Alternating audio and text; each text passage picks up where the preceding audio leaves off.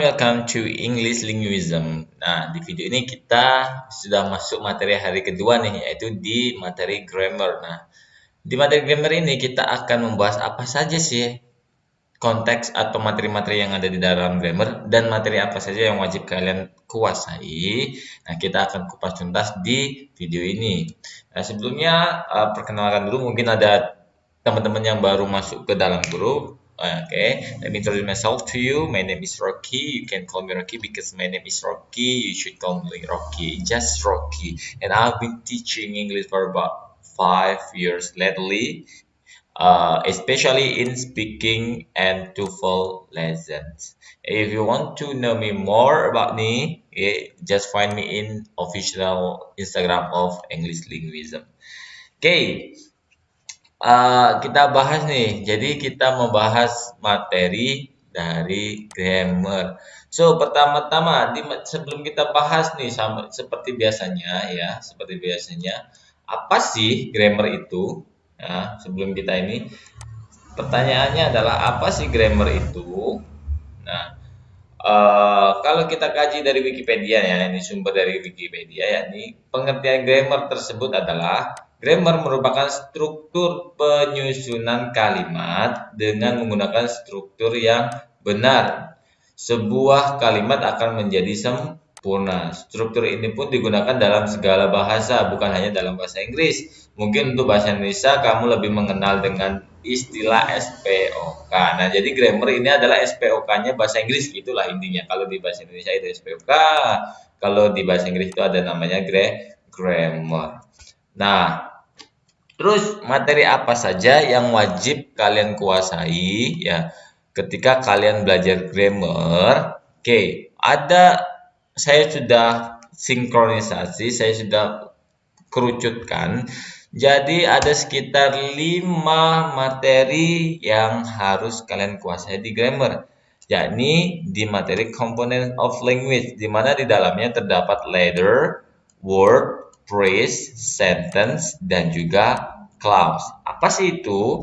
Nah, kalau kita lihat atau kita kaji ulang dari sini, di sini adalah urutan semua dari letter ketika dibentuk dia menjadi word dia ketika dibentuk menjadi phrase sama sentence, ketika sentence dia dibentuk lagi dia menjadi clause.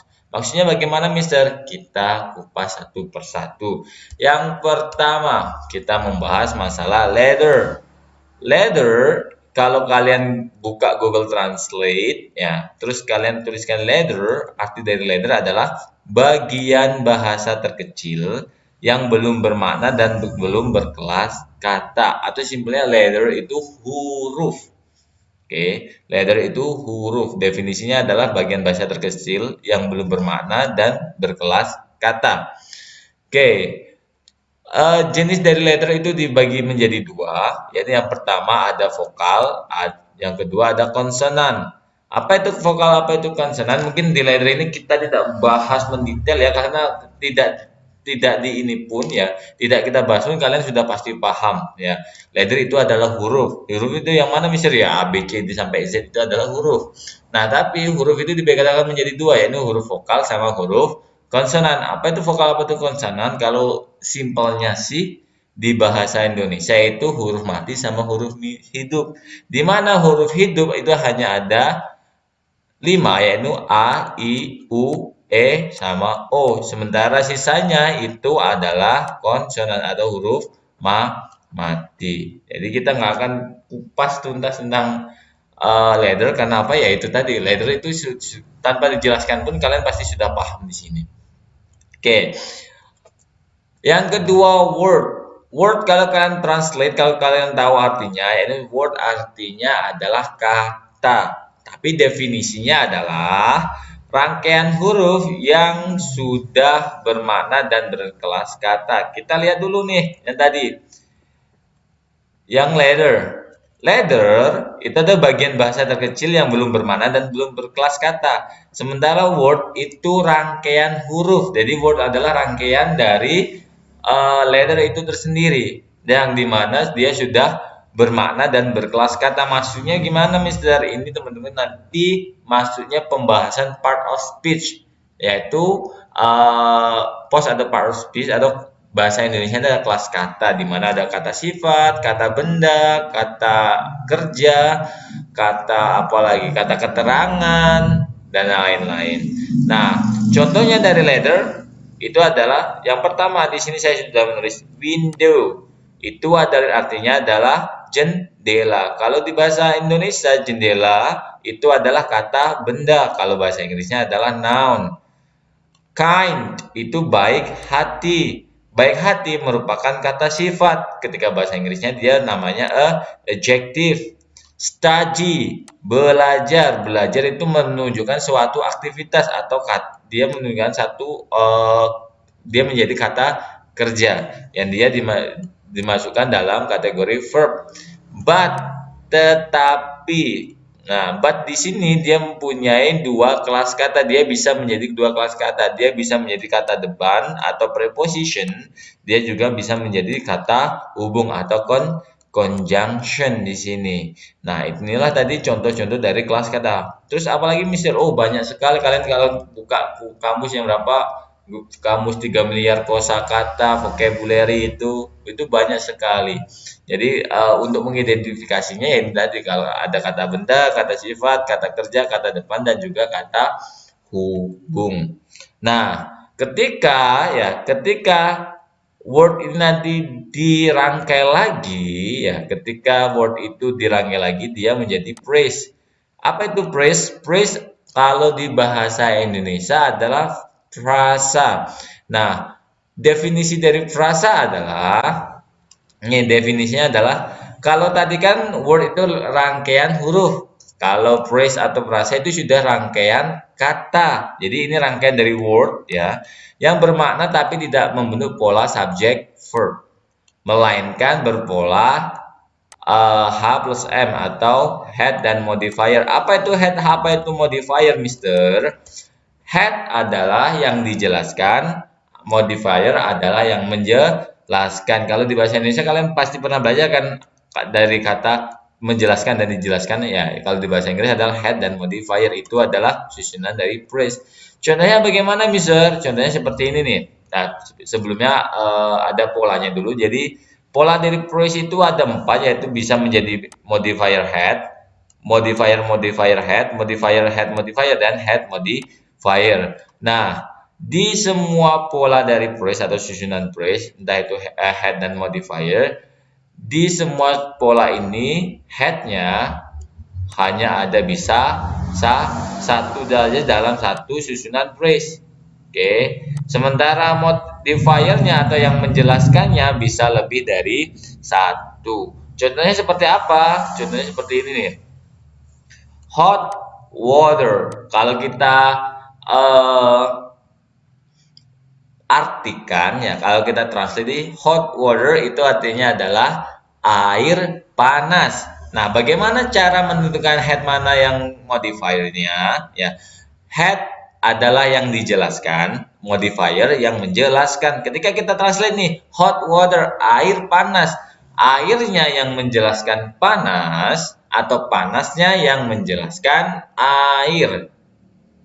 Oke, panasnya yang menjelaskan air. Otomatis di sini hot dia menjadi modifier, water dia menjadi head. Yang kedua nih, careless enough, cukup ceroboh. Cukup ceroboh, cukupnya menjelaskan ceroboh atau cerobohnya menjelaskan cukup. Oke, cukupnya menjelaskan ceroboh. Otomatis cukupnya di sini dia sebagai modifier, carelessnya dia menjadi head. Nah, yang contoh yang ketiga atau yang terakhir nih, always tell honestly. Oke, selalu berkata dengan jujur. Selalu berkata dengan jujur. Manakah yang menjadi head? Manakah yang dijelaskan? Selalunya kah? Berkatanya kah? Atau dengan jujurnya kah?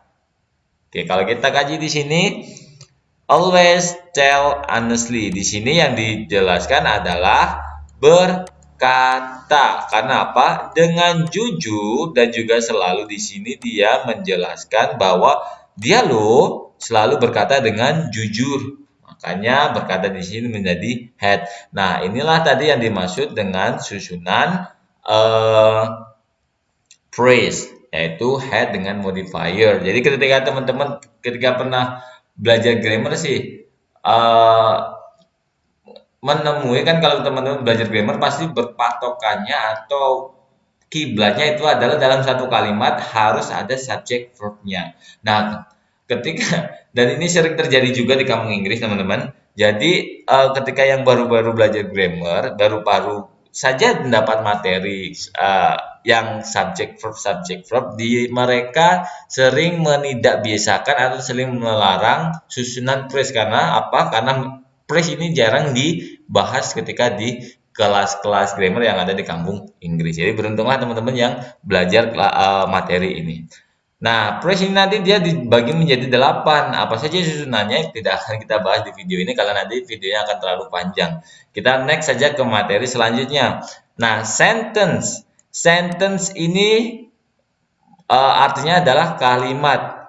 Definisinya sih sama seperti phrase, yaitu susunan kata atau susunan word, tapi cuma polanya yang berbeda. Jadi definisi dari sentence adalah rangkaian kata yang sempurna, memiliki makna dan berpola subject verb, dan diakhiri oleh tanda baca akhir. Ingat, polanya subject verb dan diakhiri dengan tanda baca akhir. Mungkin teman-teman pernah nih kayak tugas bahasa Inggris di sekolahan. Ya, di sekolah teman-teman dapat tugas bahasa Inggris, teman-teman itu mau menyusun kalimat yang sudah menurut teman-teman itu rumusannya lo udah bener, tapi kok masih disalahkan ya karena ini sentence itu rangkaian kata yang sempurna. Polanya subject verb. Oh, sudah subject verb, Mister. Tapi ada tanda bacanya enggak? Kalau tidak ada tanda baca, itu maklum disalahkan. Karena apa? Ketika sentence atau susunan pola subject verb, ketika dia tidak ada ya, ketika dia tidak ada tanda baca akhirnya, dia bisa diakui atau dia bisa berjeniskan phrase nantinya. Nah, yang masuk ke verb phrase. Nah, itu nanti urusannya beda lagi. Makanya ini tadi ditekankan bahwa pastikan ketika teman-teman menyusun satu kalimat itu ada subject verb-nya dan diakhiri tanda baca. Tanda baca akhirnya apa saja, Mister? Tanda baca akhirnya merupakan yang pertama ada titik, tanda tanya, atau tanda seru. Kalau tanda titik berarti itu full stop. Kalau tanda tanya berarti question mark. Kalau tanda seru berarti exclamatory mark. Apa saja itu? Nah, tidak akan kita bahas di kelas ini. Mungkin kita bahas di lain waktu. Oke. Oke, jenis sentence. Oke, jenis sentence. Kita masuk ke jenis sentence. Jenis sentence itu dibagi menjadi 2, yakni kalimat atau sentence verbal, verbal sentence sama nominal sentence. Apa itu verbal sentence? Apa itu nominal sentence? Verbal sentence adalah kalimat yang ordinary verb-nya bukan merupakan anggota be. Tahu arti dari ordinary verb? Ordinary verb adalah kata kerja asli. Oke, kalimat yang ordinary verb-nya bukan merupakan anggota be. Contohnya, sementara kalau nominal sentence itu adalah kalimat yang ordinary verb-nya merupakan anggota be. Anggota be itu maksudnya apa, Mister? Anggota be itu yang siapa saja sih anggota be? Anggota be adalah is, am, are, was, were, been, being, sama be. Oke. Anggota be adalah is, am, are, was, were, been, being, sama be itu sendiri. Contohnya bagaimana, Mister, cara membedakan kalimat verbal sama nominal? Jadi cara membedakannya adalah seperti ini, teman-teman. Nah, kalimat verbal dan kalimat nominal. Contoh nih, Inem cooks rice every day. Nah, kita kaji dulu nih, Inem di sini sebagai subjek, cook sebagai verb, dan di sini dia sebagai objek, dan tidak lupa ada tanda baca akhir yaitu titik di sini. Nah, kenapa Inem cooks rice every day ini merupakan kalimat verbal? Karena verb di sini, verb di sini merupakan ordinary verb yang bukan merupakan anggota be atau dia merupakan verb asli di situ. Nah, Sementara yang kedua nih, Bambang was handsome yesterday. Bambang loh kemarin itu ganteng, berarti sekarang Bambang nggak ganteng lagi ya. Bambang sebagai subjek, was sebagai verb, handsome yesterday di sini sebagai objek, tidak lupa ada tanda baca akhir. Nah, berhubung was di sini satu-satunya verb ya, satu-satunya verb yang dia merupakan anggota be, makanya di sini Bambang was handsome yesterday itu dinamakan kalimat nominal. Contoh lain lagi nih. They are studying English right now. Mereka sedang belajar bahasa Inggris sekarang. Nah, Mister, ini kan are, kan they ini pasti subjek ini ya. Oke, they are kan itu anggota be, Mister. Kenapa dia di sini merupakan ya, merupakan kalimat verbal bukan nominal, Mister. Nah, kita kaji lagi di sini, teman-teman. Di sini di kalimat ini ada dua verb yaitu are sama studying.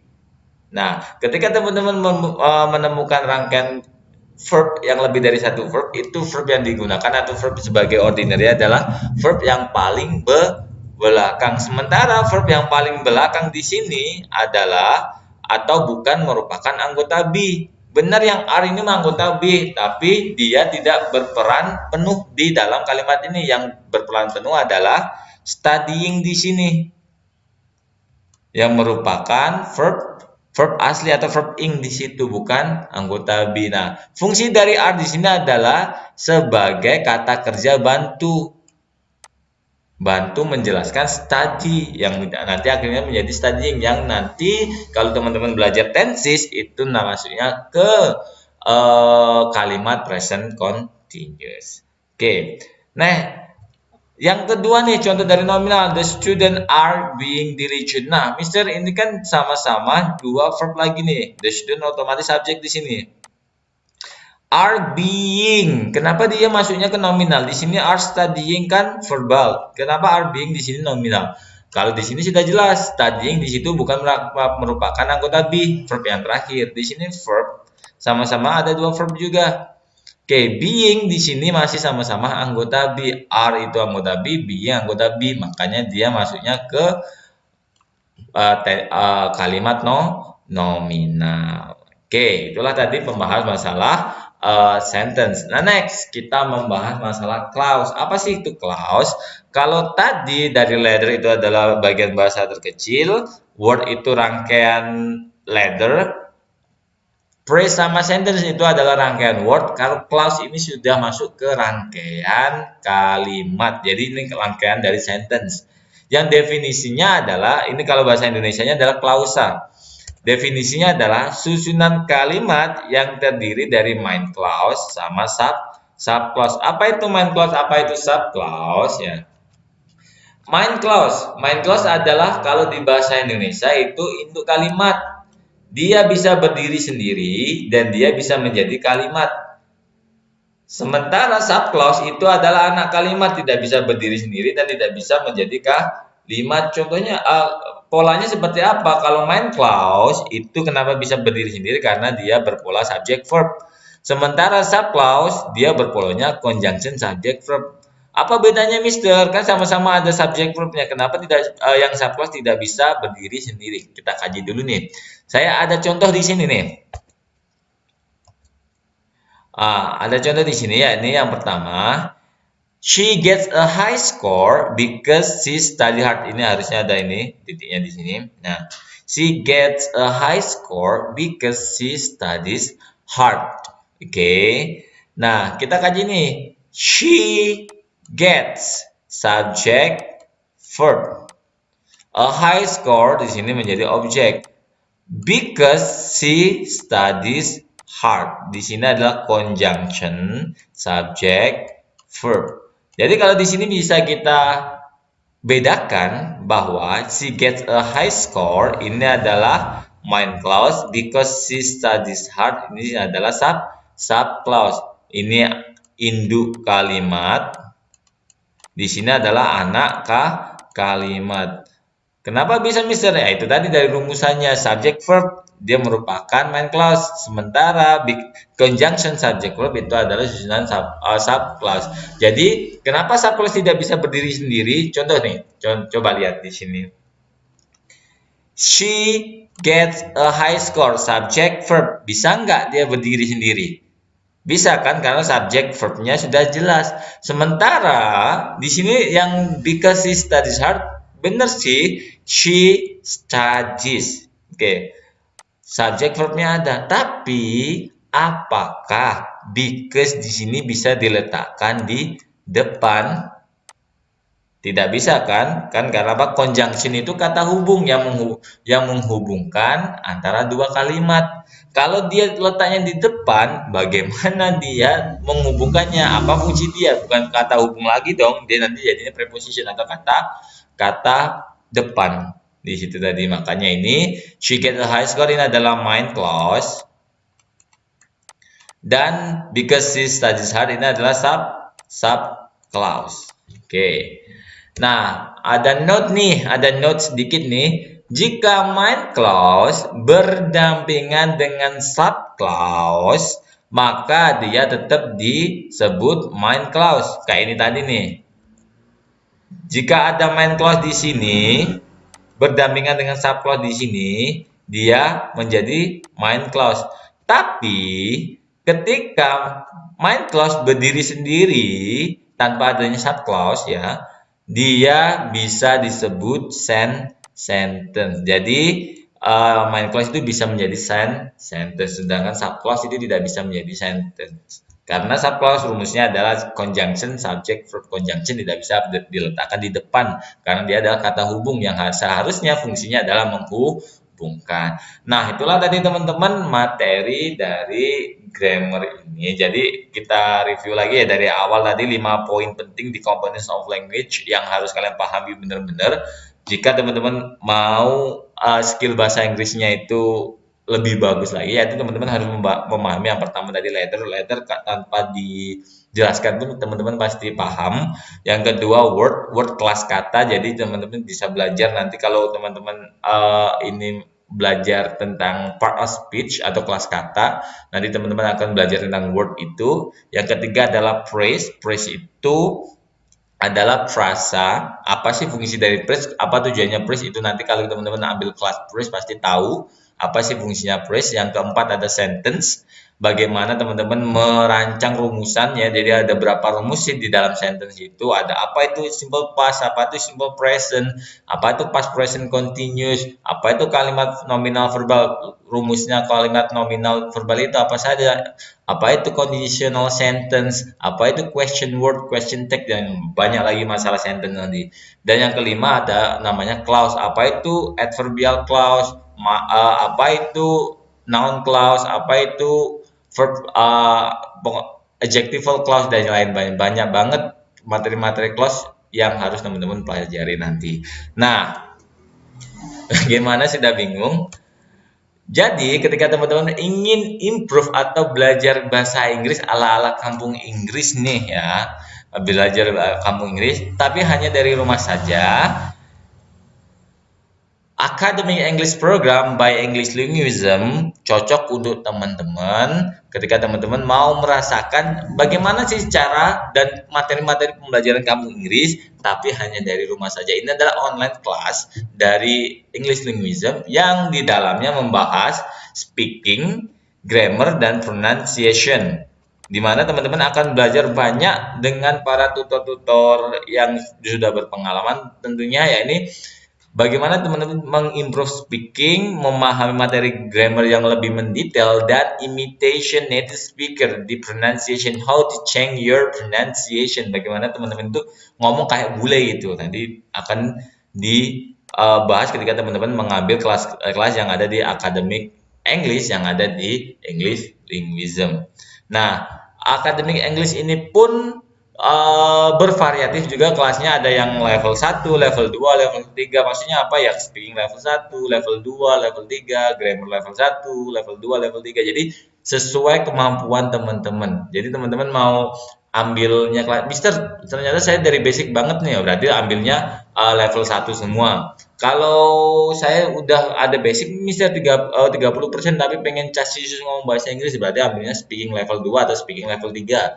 Atau saya pengen lebih memahami materi tentang Klaus, ambil grammar level 3. Saya pengen bisa nge-rap Mister, nge-rap keren-keren kayak bule Mister, ya ambil pronunciation level 3 di situ tadi. Nah, sekilas review dari para alumni kita, dari Kak Gabriela Jennifer, dari Zakia Azahra, di sini teman-teman bisa lihat di sini.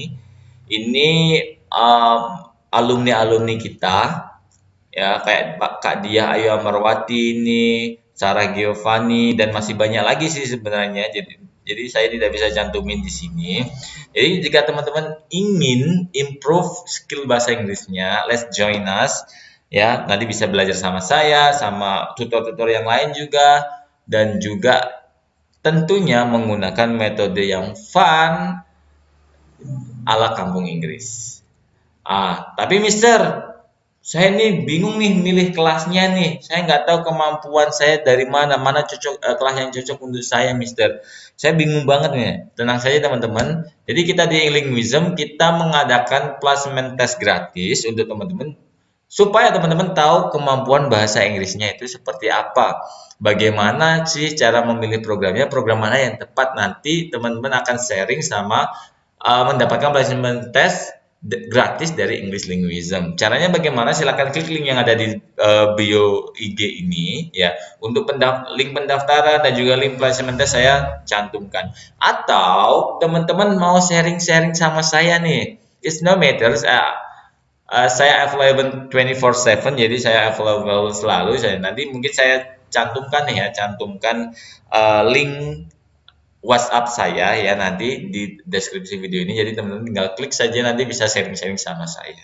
Oke, thank you so much. Kalau mau sharing atau kalau mau sharing nih lebih cepat-cepat nih, saya seringnya buka IG karena saya seringnya buka laptop ya. Jadi jarang buka HP. Jadi teman-teman bisa DM saya di IG yaitu di I am human error. Okay, thank you so much for changing in this video, for watching this video. The last episode, bye bye.